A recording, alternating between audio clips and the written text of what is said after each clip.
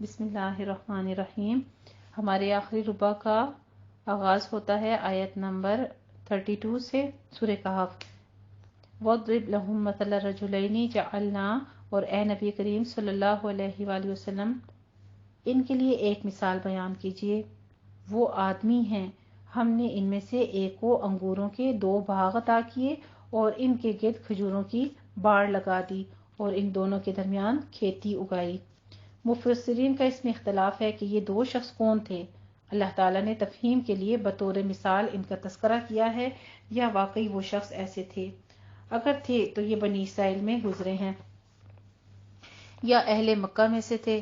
ان میں ایک مومن اور دوسرا کافر تھا۔ جس طرح 4 دیواری کے ذریعے سے حفاظت کی جاتی ہے، اس طرح ان باغوں کے چاروں طرف کھجوروں کے درخت تھے جو باڑ اور 4 دیواری کا کام دیتے تھے، یعنی دونوں باغوں کے درمیان کھیتی تھی جس سے غلہ جات کی فصلیں حاصل کی جاتی تھیں۔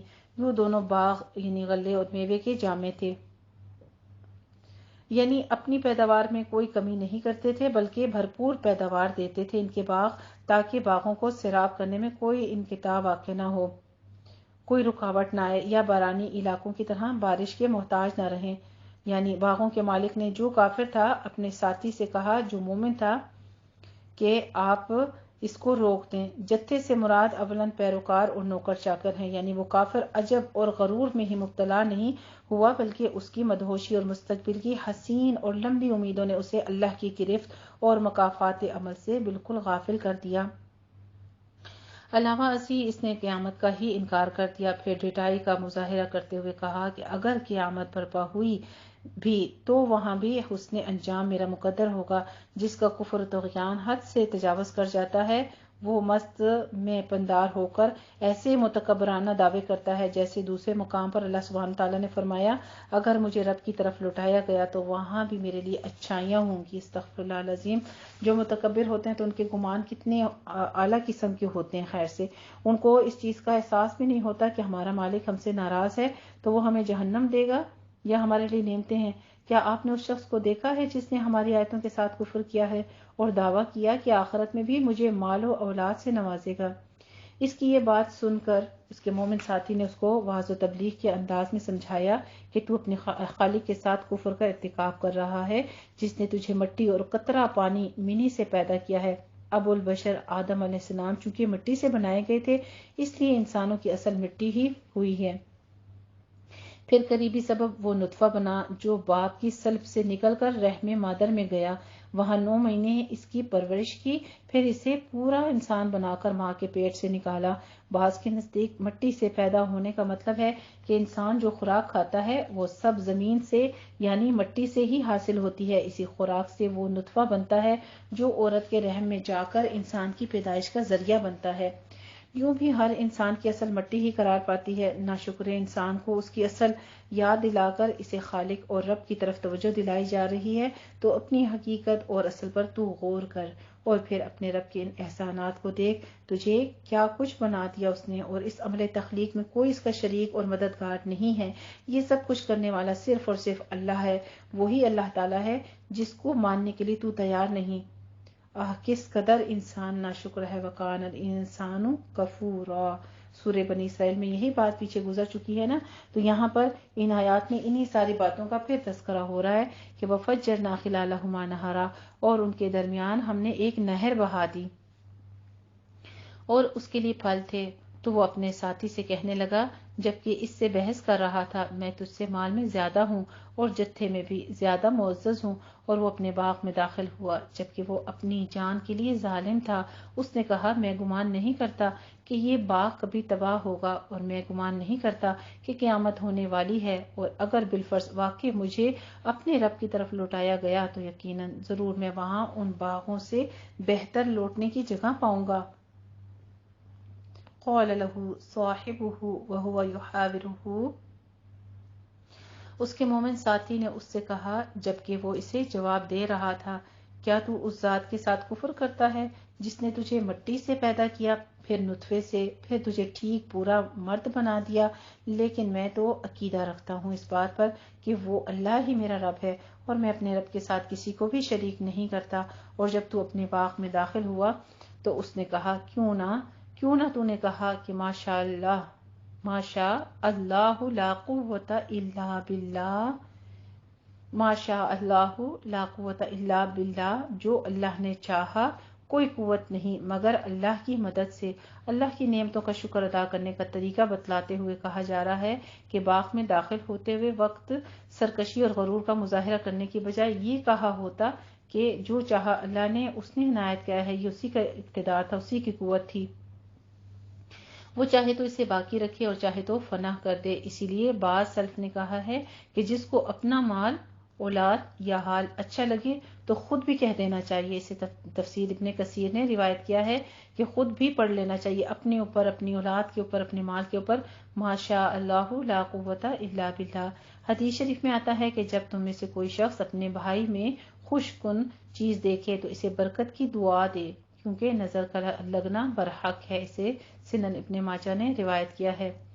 دنیا یا آخرت میں، یا دنیا آخرت دونوں جگہوں میں، اس لیے اپنے لیے بھی بہتر مانگنا چاہیے، اور ہر قسم کی بری نظر سے اپنی بھی نظر لگ جاتی ہے۔ ہر قسم کی اچھی بری نظر سے پناہ میں آنے کے لیے اللہ سبحانہ وتعالیٰ نے یہاں پہ ہمیں یہ الفاظ سکھائے ہیں، اس کو اپنی روٹین لائف میں اپنانے کی کوشش کریں۔ جو چھوٹی بڑی چیز دیکھیں، بچوں کی طرف، اپنے مال، اہل و عیال، یا کسی بھی چیز یا کسی اور غیر کی طرف بھی دیکھیں تو ضرور کہہ دیا کریں ماشاء اللہ لا قوت الا باللہ۔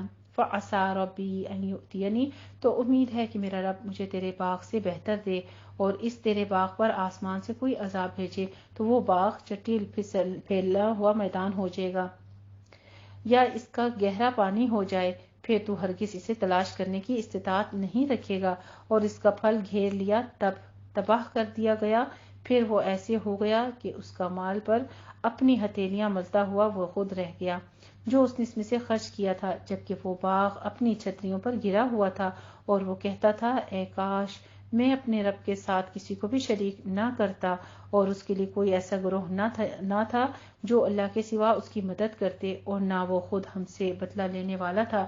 وہاں تو تمام اختیار اللہ سچے ہی کے لیے ہے، وہ ثواب دینے میں بہتر ہے اور انجام کے لحاظ سے زیادہ اچھا ہے۔ اور ان کے لیے دنیاوی زندگی کی مثال بیان کیجیے، جیسے پانی میں جسے ہم نے آسمان سے نازل کیا، پھر اس سے زمین کی نباتات خوب مل جل گئیں، پھر وہ چورا چورا ہو گئیں، جسے ہوائیں اڑا لے جاتی ہیں، اور اللہ ہر چیز پر بہت قدرت رکھنے والا ہے۔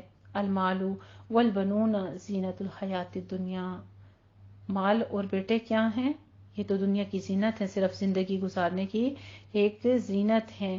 ان محل دنیا کا رد جو دنیا کے مال اسباب، قبیلہ، خاندان اور آل و اولاد پر فخر کرتے ہیں، اللہ تعالیٰ نے فرمایا کہ یہ چیزیں دنیا فانی کی عارضی زینت ہیں، آخرت میں یہ چیزیں کچھ کام نہیں آئیں گی۔ اسی لیے اس سے آگے فرما دیا کہ آخرت میں کام آنے والے عمل تو وہ ہیں جو باقی رہ جانے والے ہیں۔ الباقیات الصالحات، باقی رہنے والی نیکیاں کون سی ہیں، یا کون کون سی چیزیں ہیں؟ کسی نے نماز کو، کسی نے تحمید و تسبیح اور تکبیر و تحلیل کو کہا، اور کسی نے بعض نے اعمال خیر کو اس کا مصداق قرار دیا ہے، لیکن صحیح بات یہ ہے کہ عام طور پر اور تمام تر ان نیکیوں میں شامل کون سی چیزیں ہیں؟ تمام فرائض و واجبات اور سنت نوافل، جتنی بھی سنت نیکیاں ہوں یا نوافل ہیں وہ سب باقیات الصالحات میں آ جاتی ہیں۔ آگے تذکرہ فرماتے ہیں والباقیات الصالحات خیر، اور باقی رہنے والی نیکیاں وہی ہیں ثواب میں بہتر اور امید لگانے کے اعتبار سے بھی بہتر ہیں۔ اور جس دن ہم پہاڑوں کو چلائیں گے اور آپ زمین کو صاف کھلی میدان کی طرح دیکھیں گے اور ہم ان کو اکٹھا کریں گے، چنانچہ ہم ان میں سے کسی کو بھی نہیں چھوڑیں گے، اور وہ آپ کے رب کے سامنے صف بستہ پیش کیے جائیں گے۔ کہا جائے گا یقیناً تم ہمارے پاس ایسے آئے ہو جیسے ہم نے تمہیں پہلی بار پیدا کیا تھا، بلکہ تم سمجھتے تھے کہ ہم تمہارے لیے وعدے کا کوئی وقت مقرر نہیں کریں گے، اور ہر ایک کا اعمال نامہ سامنے رکھ دیا جائے گا۔ پھر آپ مجرموں کو دیکھیں گے کہ وہ اس کے مندرجات یعنی تحریر سے ڈر رہے ہوں گے اور کہیں گے ہائے ہماری کمبختی، کیسا ہے یہ اعمال نامہ جو نہیں چھوڑ رہا کسی چھوٹے اور نہ کسی بڑے عمل کو، مگر اس نے اسے شمار کر رکھا ہے، اور انہوں نے جو عمل کیے تھے حاضر پائیں گے۔ جہاں پہ ہمارے پارے کا آغاز ہوتا ہے وہاں سے ہمیں اسی چیز کی تلقین کی جا رہی ہے، بار بار ڈرایا بھی جا رہا ہے اور واضح الفاظ میں بتایا بھی جا رہا ہے کہ انسان کے نام اعمال تختی کی شکل میں اس کے گلے میں لٹکا دیے جائیں گے، اور اس دن کوئی چھوٹا بڑا عمل جو ہے وہ پوشیدہ نہ رہے گا، سب عمل جو ہیں وہ ظاہر کر دیے جائیں گے اور وہ اپنے عملوں کو حاضر پائیں گے، اور آپ کا رب کسی پر بھی ظلم نہیں کرے گا۔ اور جب ہم نے فرشتوں سے کہا تم آدم کو سجدہ کرو تو ابلیس کے سوا سب نے سجدہ کیا، وہ جنوں میں سے تھا، چنانچہ اس نے اپنے رب کے حکم کی نافرمانی کی، کیا پھر بھی تم مجھے چھوڑ کر اسے اور اس کی اولاد کو دوست بناتے ہو، جبکہ وہ تمہارے دشمن ہیں۔ وہ شیطان ظالموں کے لیے بطور بدل برا ہے۔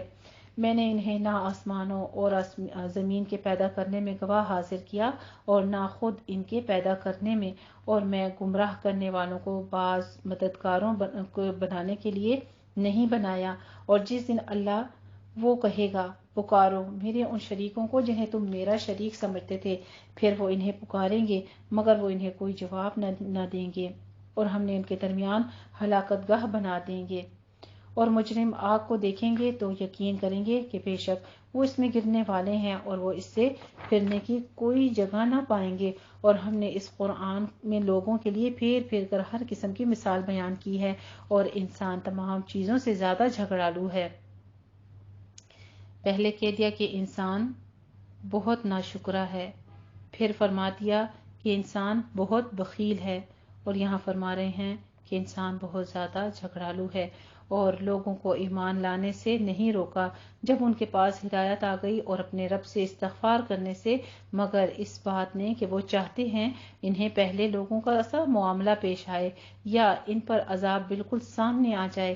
اور ہم رسولوں کو نہیں بھیجتے مگر لوگوں کو خوشخبری دینے والا اور ڈرانے والا، اور کافر لوگ تو باطل طریقے سے جھگڑتے ہیں تاکہ اس کے ساتھ حق کو باطل کر دیں، اور انہوں نے ہماری آیات کو اور جس چیز سے ڈرائے گئے اس کو مذاق بنا لیا۔ اور اس سے زیادہ ظالم کون ہے جسے اس کے رب کی آیات سے نصیحت کی جائے تو وہ ان سے منہ موڑ لے، اور جو کچھ ان دونوں کے ہاتھوں آگے بھیجا ہے اسے بھول جائے، بے شک ہم نے ان کے دلوں پر پردے ڈال دیے ہیں، اس سے کہ وہ اس قرآن کو سمجھیں، اور اس کے کانوں میں گرانی ڈال دی، اور اگر آپ انہیں ہدایت کی طرف بلائیں تو تب وہ ہرگز ہدایت نہ پائیں گے۔ اور آپ کا رب خوب بخشنے والا رحمت والا ہے۔ پیچھے تذکرہ آ جاتا ہے کہ گمراہ ہیں اور اللہ تعالیٰ کے انکار کرتے ہیں، اور ساتھ ہی پھر ہدایت کی رغبت دے کے اللہ سبحانہ تعالیٰ اس کے باوجود بھی فرماتے ہیں کہ وَرَبُّكَ الْغَفُورُ ذُو الرَّحْمَةِ، کہ آپ کا رب خوب بخشنے والا، خوب رحم فرمانے والا ہے، اور اگر وہ ان کے کیے پر انہیں پکڑے تو یقیناً ان کے لیے عذاب جلدی لائے، بلکہ ان کے لیے وعدے کا وقت مقرر ہے، وہ ہرگز اس سے بچنے کی کوئی جائے پناہ نہیں پائیں گے۔ اور یہ بستیاں ہم نے انہیں ہلاک کیا ہے جب انہوں نے ظلم کیا، اور ہم نے ان کی ہلاکت کے لیے ایک مقرر وقت طے کیا تھا۔ وَإِذْ قَالَ مُوسَىٰ لِفَتَاهُ لَا أَبْرَحُ، اور جب موسیٰ علیہ السلام نے اپنے جوان یوشع بن نون سے کہا میں تو چلتا ہی رہوں گا حتیٰ کہ مجمع البحرین، دو دریاؤں کے سنگم پر پہنچ جاؤں، یا میں مدت ہائے دراز گزاروں چلتا رہوں گا۔ پھر جب وہ ان دونوں دریاؤں کی آپس میں ملنے کی جگہ پر پہنچے تو وہ اپنی مچھلی بھول گئے۔ یہاں سے حضرت موسیٰ علیہ السلام کا تذکرہ شروع ہوتا ہے، جہاں سے وہ چلے تھے حضرت خضر علیہ السلام کی تلاش میں۔ نوجوان سے مراد یوشع بن نون علیہ السلام ہیں، جو موسیٰ علیہ السلام کی وفات کے بعد ان کے جانشین بنے تھے۔ اس مقام کی تعین کسی یقینی ذریعے میں نہیں ہو سکی، تاہم قرائن کا یہی اعتبار سے بتایا جاتا ہے کہ اس سے مراد سراہ سینا کا وہ جنوبی راستہ تھا جہاں خلیج عقبہ اور خلیج سویس دونوں آ کر ملتے ہیں اور بحر امر میں ضم ہو جاتے ہیں۔ دوسرے مقامات پر جن کا مفسرین نے تذکرہ کیا ہے، مجمع البحرین کی تعبیر بھی صادق نہیں ہے۔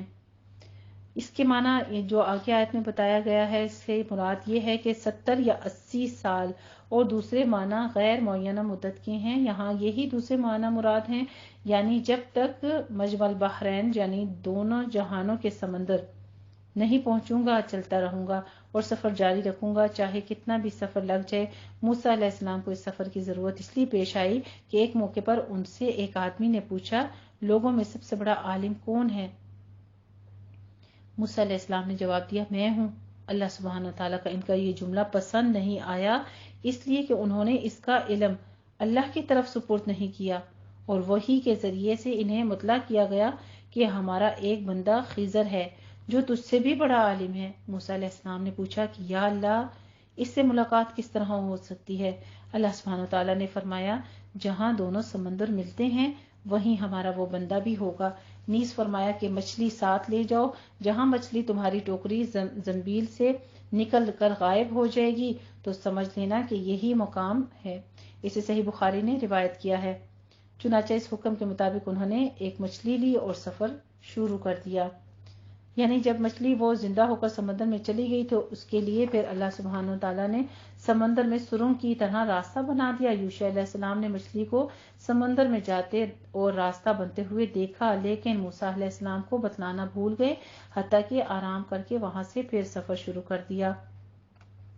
اس دن اور اس کے بعد رات سفر کر کے جب دوسرے دن موسیٰ علیہ السلام کو تھکاوٹ اور بھوک محسوس ہوئی تو اپنے جوان ساتھی سے کہا کہ لاؤ بھائی کچھ ناشتہ کر لیتے ہیں۔ اس نے کہا مچھلی تو جہاں ہم نے پتھر سے ٹیک لگا کر آرام کیا تھا وہاں زندہ ہو کر سمندر میں چلی گئی تھی، اور وہاں عجب طریقے سے اس نے اپنا راستہ بنا لیا تھا، جس کا میں آپ سے تذکرہ کرنا بھول گیا تھا، اور شیطان نے مجھے بھلا دیا۔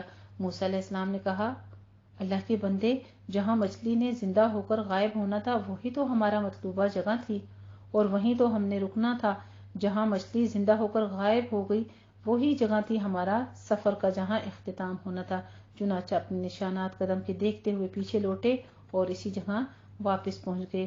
پیچھے لگنا بھی تھا یہاں پر پہنچنا، اور اس بندے سے مراد جہاں سے ان کی ملاقات ہوئی تھی خضر علیہ السلام تھے، جیسے کہ احادیث مبارکہ میں صحیح سے روایت ہے۔ خضر کے معنی سرسبز اور شاداب کے ہیں۔ یہ ایک مرتبہ سفید زمین پر بیٹھے اور کچھ حصہ زمین کا ایسے تھا جو ان کے نیچے سرسبز ہو کر لہلہانے لگا، اسی وجہ سے ان کا نام خضر پڑ گیا۔ اسے صحیح بخاری نے روایت کیا ہے۔ خضر علیہ السلام کے بارے میں یہ طویل واقعہ جو ہے درج کیا گیا ہے اس سورت کے بیچ میں، اور اس کے بیچ میں ہمارے لیے یہ بھی کچھ نصیحت آتی ہے کہ کبھی بھی اپنے علم پر اکتفا یا تکبر نہیں کرنا چاہیے۔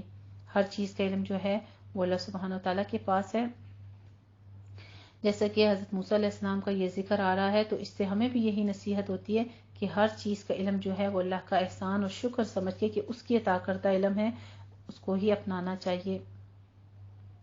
آگے تذکرہ فرماتے ہیں پھر جب وہ دونوں ان دونوں دریاؤں کی آپس میں ملنے کی جگہ پر پہنچے تو وہ اپنی مچھلی بھول گئے، سو اس نے دریا میں سرنگ نما اپنا راستہ بنا لیا۔ پھر جب وہ دونوں آگے گزر گئے تو اس موسیٰ علیہ السلام نے اپنے جوان سے کہا کہ ہمیں ہمارا ناشتہ دے، بلا شبہ یقیناً اپنے اس سفر سے ہم تھکاوٹ سے دوچار ہوئے۔ وہ بولا بھلا آپ نے دیکھا جب ہم چٹان کے پاس ٹھہرے تھے تو بے شک میں مچھلی بھول گیا، اور مجھے وہ نہیں بھلائی گئی مگر شیطان ہی نے کہ میں اسے یاد رکھوں، اور اس نے عجیب طرح دریا میں اپنا راستہ بنایا۔ اس نے کہا یہی تو ہمارا مقام تھا جس کو ہم تلاش کر رہے تھے۔ پھر وہ اپنے قدموں کے نشانات کی اتباع کرتے ہوئے لوٹے۔ فوجدا، چنانچہ ان دونوں نے ہمارے بندوں میں سے ایک بندے کو خضر علیہ السلام کو پایا جسے ہم نے اپنی طرف سے رحمت دی۔ حضرت خضر علیہ السلام کو اللہ تعالیٰ نے خاص انعام فرمایا تھا۔ بعض مفسرین کے نزدیک وہ خصوصی انعامات سے مراد لیے گئے ہیں جو اللہ نے اپنے اس خاص بندے پر فرمائے۔ اکثر مفسرین نے اس سے مراد نبوت بھی لی ہے۔ قال له موسیٰ هل اتبعک علی ان تعلمنی، اور موسیٰ علیہ السلام نے اس سے کہا اس شرط پر میں تیری اتباع کروں گا کہ تو مجھے اس میں سے سکھائے جو تجھے بھلائی سکھائی گئی ہے۔ وہ بولا بے شک تو میرے ساتھ ہرگز نہ کر سکے گا، اور جو چیز تیرے احاطے علم ہی میں نہیں تو اس پر صبر کیسے کرے گا؟ اس موسیٰ علیہ السلام نے کہا یقیناً انشاءاللہ تو مجھے صابر پائے گا، اور میں کسی بھی حکم میں تیری نافرمانی نہیں کروں گا۔ اس خضر علیہ السلام نے کہا پھر اگر تو نے میری اتباع کرنی ہے تو کسی شے کے بارے میں مجھ سے سوال نہ کرنا حتیٰ کہ میں خود ہی اس کا ذکر تجھ سے شروع کروں۔ پھر وہ دونوں چلے حتیٰ کہ جب وہ کشتی میں سوار ہوئے تو خضر علیہ السلام نے کشتی میں شگاف کر دیا۔ اس موسیٰ علیہ السلام نے کہا کیا تو نے اس میں شگاف کیا کہ اس کشتی والوں کو غرق کر دے؟ تو نے بڑا ہولناک اور انوکھا کام کیا ہے۔ حضرت خضر علیہ السلام نے کہا، کیا میں نے نہ کہا تھا کہ تو یقیناً میرے ساتھ صبر کرنے کی استطاعت ہرگز نہیں رکھے گا۔